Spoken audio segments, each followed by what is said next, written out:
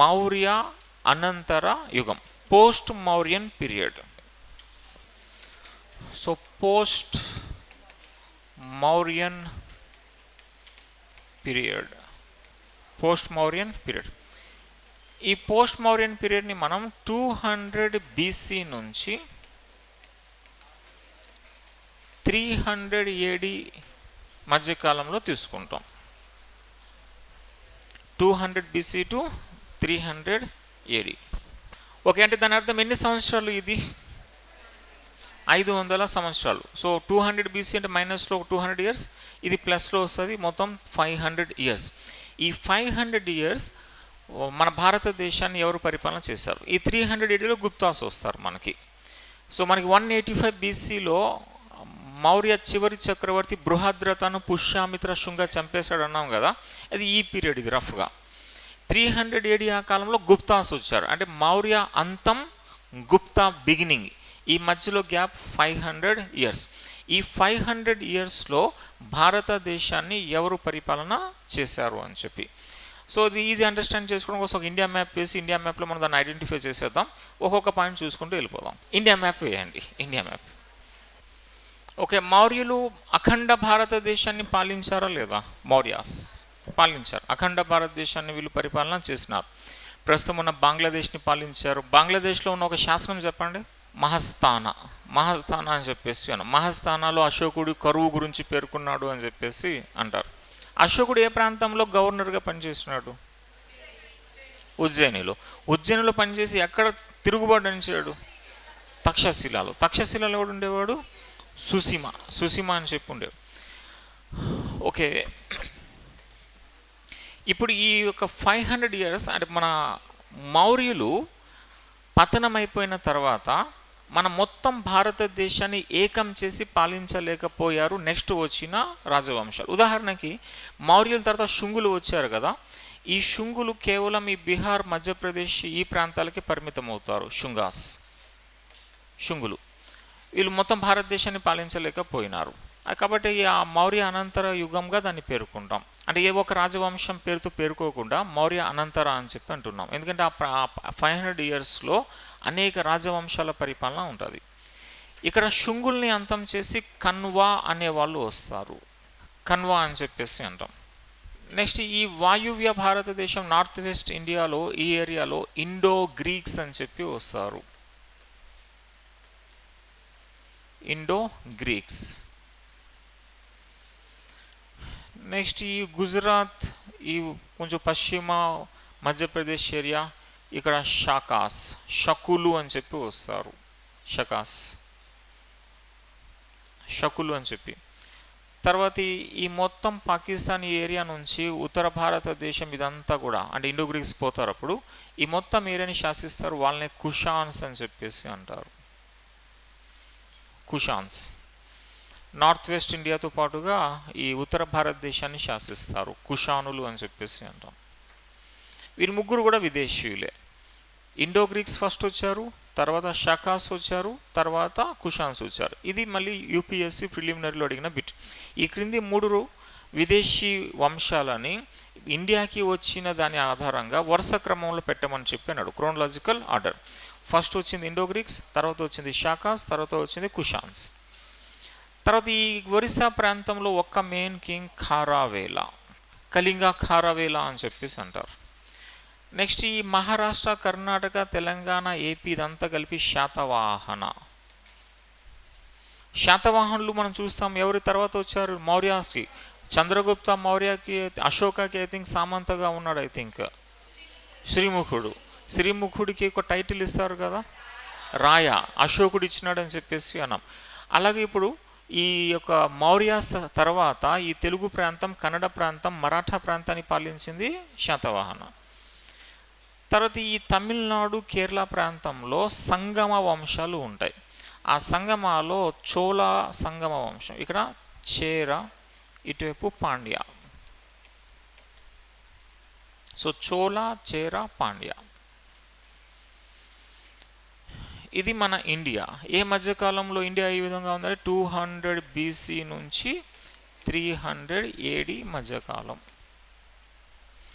దీన్ని చరిత్రలో ఏమని పిలుస్తాం? మౌర్య అనంతర యుగం, పోస్ట్ మౌర్యన్ పీరియడ్.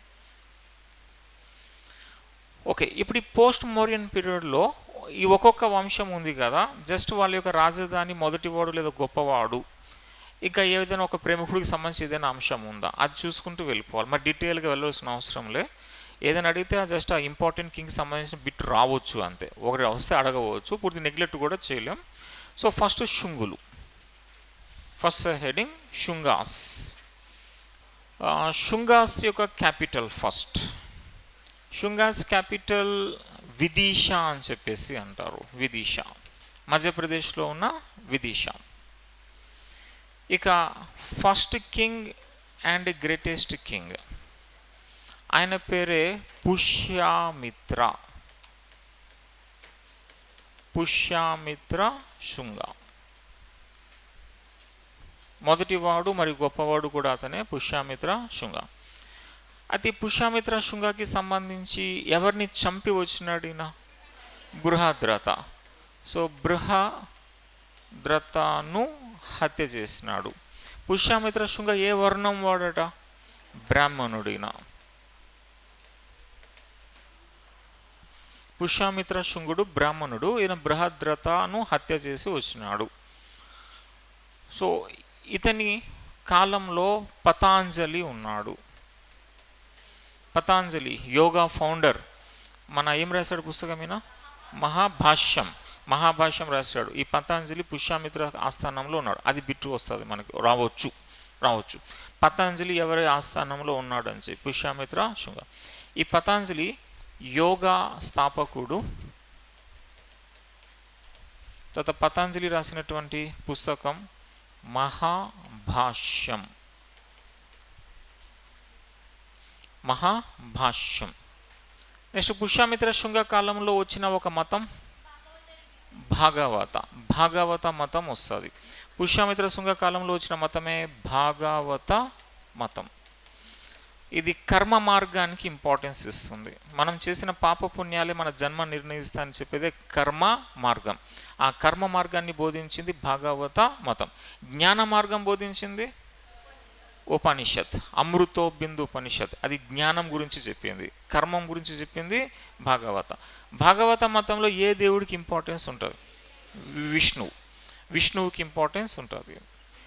విష్ణు ఆరాధకుల్ని భగవతులు అంటారు. విష్ణు శ్రీకృష్ణుడు ఒకడే, వేరువేరు కాదు ఆయన. విష్ణు శ్రీకృష్ణుడు ఒకడేనా? ఓకే, భగవతులు అంటారు వాళ్ళని, భాగవత మతం. యాక్చువల్గా కొందరు అంటారు విష్ణు అనేవాడు లేడు, శ్రీకృష్ణుడే మొత్తం అని చెప్పేసి అంటారు. విష్ణువు కృష్ణుడు ఒకరే.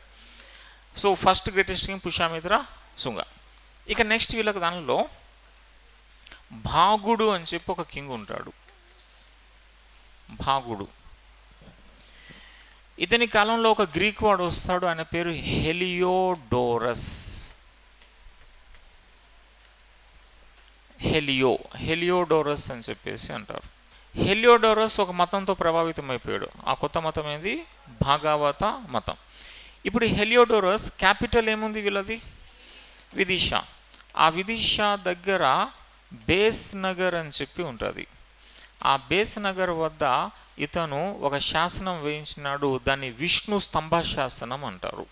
విష్ణు స్తంభ శాసనం, విష్ణు పిల్లర్ ఇన్స్క్రిప్షన్, స్తంభ శాసనం.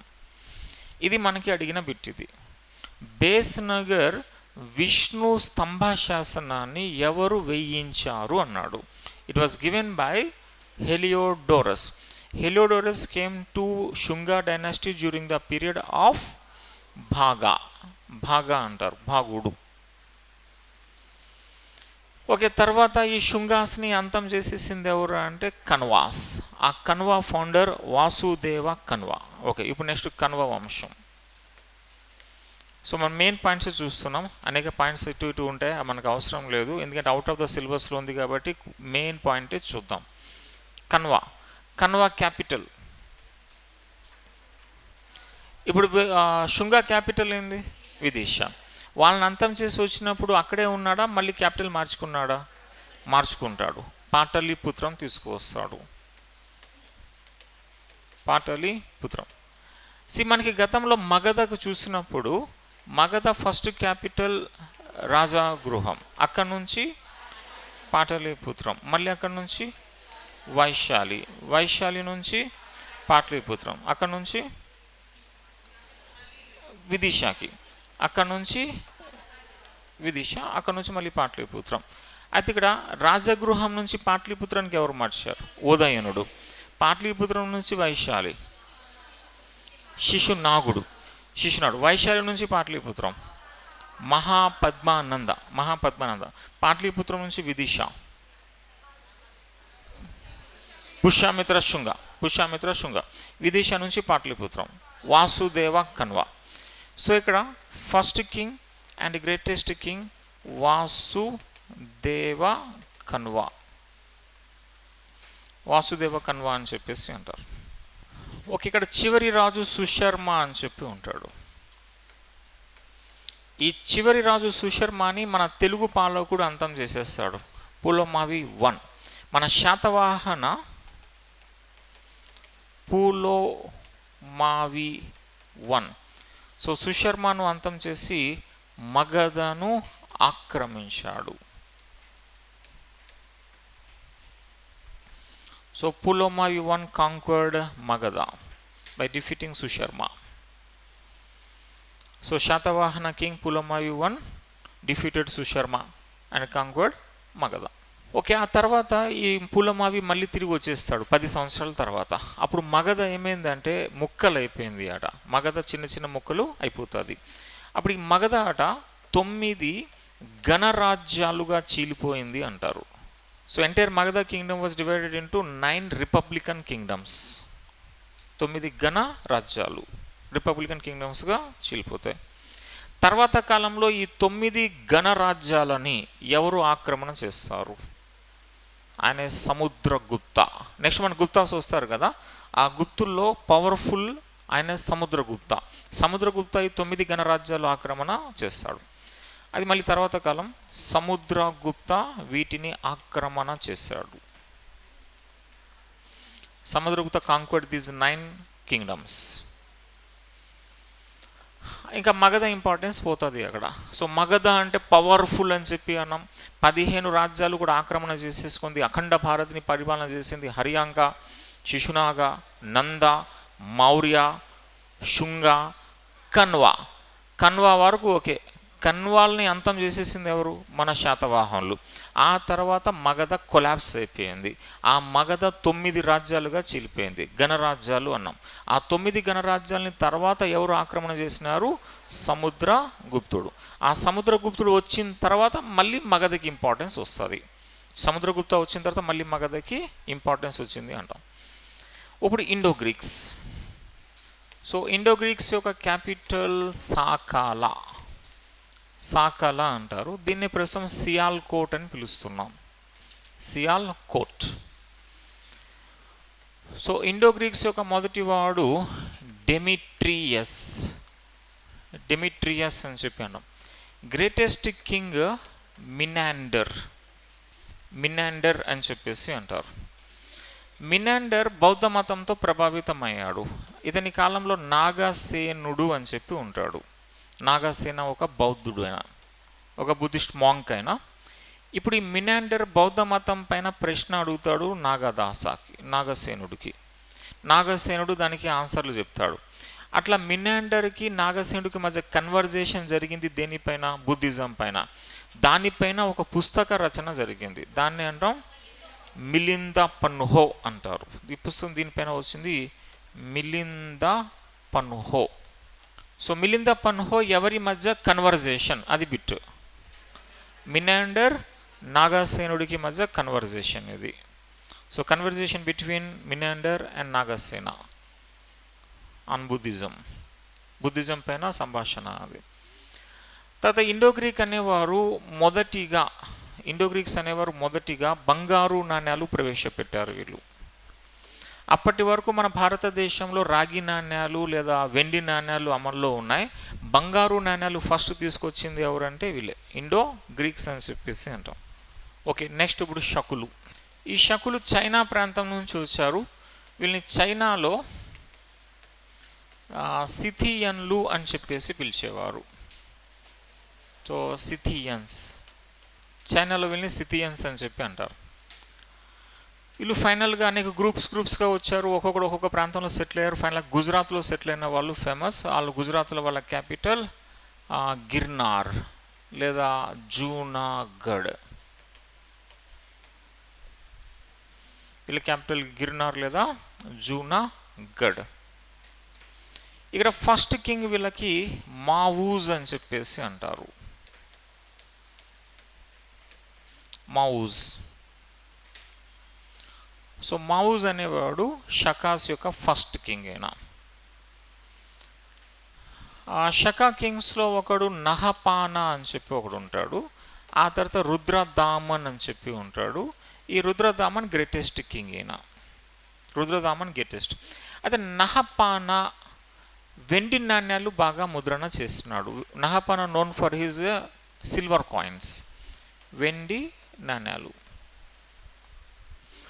మన ఐ థింక్ శాతవాహన దగ్గర చూసినాం కదా, నహపానుడు ఏ యుద్ధంలో జిపిఎస్ చేతిలో ఓడిపోయినాడు? జోగల్ తంబి యుద్ధం. సో నహపానుడు జిపిఎస్ చేత జోగల్ తంబి యుద్ధంలో ఓడిపోయాడు. సో జోగల్ తంబి యుద్ధంలో ఓడిపోయినాడు అని చెప్పేసి అంటాం. నహపానుడి యొక్క అల్లుడు ఫేమస్, ఎందుకంటే ఆయన ఫిలాంథ్రఫిస్ట్, ఆయన మానవ ప్రజాసేవ చేసేవాడు. ఆయన పేరే రిషభ దత్త. నహపానుడి యొక్క అల్లుడు సన్నిన్లా, ఆయన పేరు రిషభ దత్త. ప్రత్యేకత ఇంకోటి ఏంటి అంటే, ఈ శకుల యొక్క రాజులు మొత్తం వంశ వృక్షం గురించి తెలియజేస్తున్నాడు ఈయన. ఈ రాజు తర్వాత ఆ రాజు తర్వాత ఈ రాజు అని చెప్పి వంశ వృక్షం చెప్పి జీనియాలజీ అంటాం. అలా శాకాస్ యొక్క జీనియాలజీ గురించి వివరించిన వాడు రిషభదత్త. ఇతను జీనియాలజీ అంటే రాజుల వంశ వృక్షం, రాజుల యొక్క వంశం, ఆ వంశవృక్షం ఎవరి తర్వాత ఎవరు వచ్చారని చెప్పి ఉంటుంది కదా, ఆ వంశవృక్షం జీనియాలజీ. ఆ జీనియాలజీ తెలియజేశాడు రిషభ దత్త. ప్లస్ ఈయన సేవ చేసినాడు, బ్రాహ్మణులకి దాన ధర్మాలు బాగా చేసినాడు ఎసెట్రా రిషభ దత్త. గ్రేటెస్ట్ కింగ్ రుద్రదామన్ దేనికి ఫేమస్ అంటే జూనాగఢ్ శాసనానికి. జూనాగఢ్ శాసనం. జూనాగఢ్ శాసనం ప్రత్యేకత సంస్కృత శాసనం. మన ఇండియాలో తొలి శాసనాలు ఏ భాష? ప్రాకృత్. అదే ఫస్ట్ సాంస్క్రిట్ ఇన్స్క్రిప్షన్, ఇది ఫస్ట్ సంస్కృత శాసనం జూనాగఢ్ శాసనం. ఓకే, గుజరాత్లోని జూనాగఢ్లో ఉన్నటువంటి జూనాగఢ్ శాసనం పేరుకున్న సరస్సు ఏది? సుదర్శన సరస్సు. ఇప్పుడు ఈ శాసనంలోనే సుదర్శన సరస్సు గురించి ఉంది. దాని ప్రకారంగా చూస్తే సుదర్శన సరస్సును త్రవ్వినవాడు పుష్యగుప్తుడు ఎవరికి బావమరిదే? సిజిఎం చంద్రగుప్త మౌర్య. సో జూనాగఢ్ ఇన్స్క్రిప్షన్లో సుదర్శన లేక్ గురించి ఉంది. ఆ సుదర్శన లేక్ ఎవరు తవ్వించినారు? బిల్ట్ ఎవరంటే పుష్యగుప్త. దీనికి మరమ్మతులు చేసినారు, రిపేర్స్. ఆ మరమ్మతులు ముగ్గురు చేశారు జూనాగఢ్ శాసనం ప్రకారం. According to Junagadh inscription, Sudarshana lake was repaired by ఒకడు అశోక అట. మన అశోకుడు రిపేర్ చేయించినాడట. ఈ అశోక గుజరాత్లో తన యొక్క వైస్రాయిని పెట్టి దాని రిపేర్లు చేయించినాడు అని చెప్పేసి అంటారు. ఆయన పేరు తిహాపా అంటారు అతని, తుషస్ప అని చెప్పేసి అంటారు అతని. సో అశోక దాన్ని తుషస్ప లేదా తిహాపా, సో తుషస్ప ఆర్ తిహాపాతో మరమ్మతులు చేయించినాడు అశోకుడు. దేనికి? సుదర్శన సరస్సుకి. తర్వాత ఖారావేలుడు రిపేర్ చేసినాడట, కళింగ ఖారావేల. నెక్స్ట్ రుద్రదామన్ మరమ్మతులు చేసినాడట. ఇది యూపీఎస్సి ప్రిలిమినరీ బిట్. ఇది సుదర్శన సరస్సుకి మరమ్మతులు చేయని వారు ఎవరు అని చెప్పి ఇచ్చాడు. అది ఆ చేసిన 3 పేర్లు ఇంకొక పేరు ఇచ్చాడు, సముద్రగుప్తుడు సంథింగ్ అని చెప్పి. సో మరమ్మతులు చేసింది అశోక, ఖారవేల, రుద్ర దామన్. ఈ విషయం ఎవరు చెప్పారు? రుద్ర దామన్ చెప్పాడు. ఏ శాసనంలో? జునాగఢ్ శాసనంలో.